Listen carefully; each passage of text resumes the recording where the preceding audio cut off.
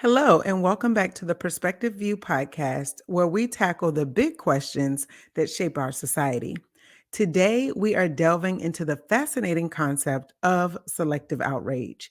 You know that feeling when we prioritize certain issues over others based on their proximity to our personal lives. It's time we explore why we're wired this way and the impact it has on our society. So let's dive in. When you think about us as humans, we have a tendency to be selective in our outrage. If something doesn't directly impact us, we're less likely to give it the time, attention, and energy it deserves. But when it affects our loved ones or those within our social circles, suddenly it becomes personal. So, why do we operate this way? Let's think about it from a psychological standpoint. Our brains are wired to prioritize issues that directly affect us or those in our close circle. It's pretty much a survival instinct, but it allows us to allocate a certain limited amount of mental and emotional resources efficiently. So essentially, our brain says, if it's not directly affecting me, it's not a priority. This does not mean as people that we're heartless. It's just how we're wired. So when you think about groups and the individuals that we may find ourselves surrounded with, we have to think about in group bias. We tend to feel more empathy and connection with those who are similar to us or those who share our social identity. So it's easier for us to relate to people who look like us, have similar backgrounds, or share common experiences. This bias can unintentionally affect how we perceive and respond to different issues. So, when you think about it, it is pretty natural to do so, but it's something to consider. So, now let's think about the impact of selective outrage on race relations in America. It's no secret that we've seen disparities in how we respond to animal rights issues versus racial discrimination. If you think about it, there's a subset of the population who may be outraged if an animal is treated inhumanely, but within that same group have those who are seemingly okay with the mistreatment of people based on their race. It's a troubling pattern, but it's one that is rooted in bias. So let me give you a real life example to paint a clearer picture. Imagine a case of animal abuse that surfaces in the media. The internet will explode with anger. There will be petitions circulating. There probably will be an overwhelming demand for justice. But within the same community, a case of racial discrimination arises, affecting individuals from marginalized backgrounds. The response may not garner the same level of attention or even urgency, despite the fact that it affects real people in their lives. It's really a paradoxical situation. We can be quick to defend animal rights, yet struggle to extend that same level of empathy and concern to our fellow humans. This inconsistency is something we definitely need to address. So, what can we do about it? Well, first, it's important for us to recognize our biases and be aware of selective outrage.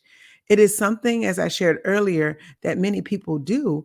It's a way in which we are able to connect to things and not connect to everything, but realizing and compartmentalizing what's important in the moment.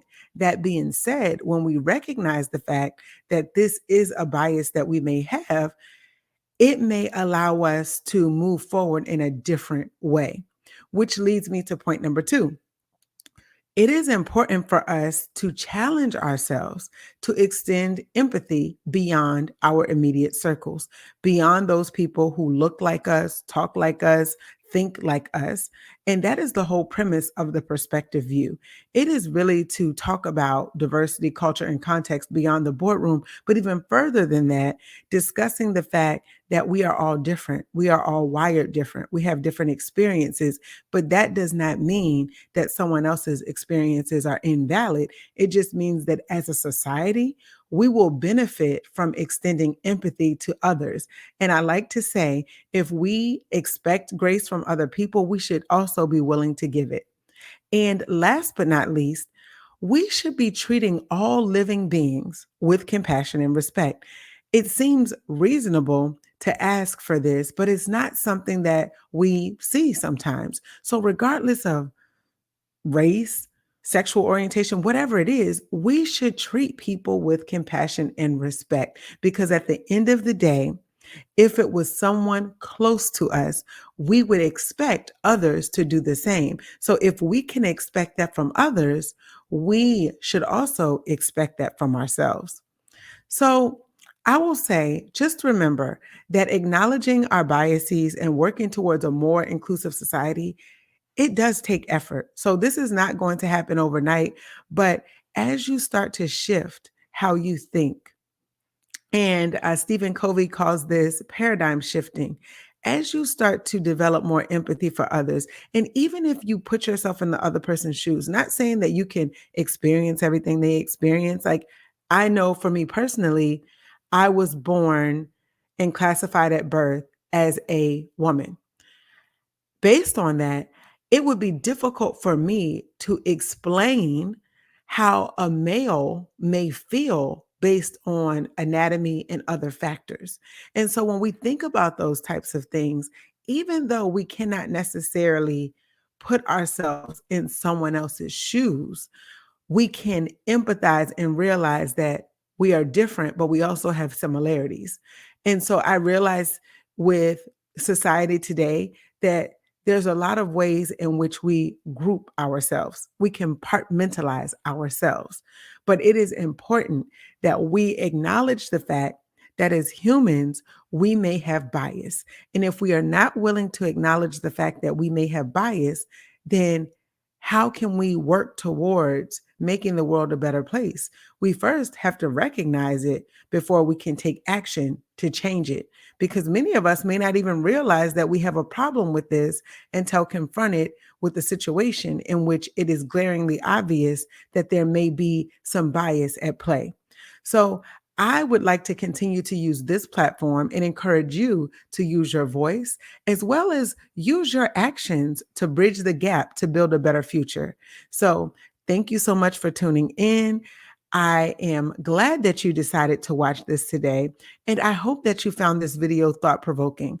Don't forget to subscribe to our YouTube channel and also follow our podcast so you never miss any important updates and when new shows are released. Until next time, continue to keep an open mind.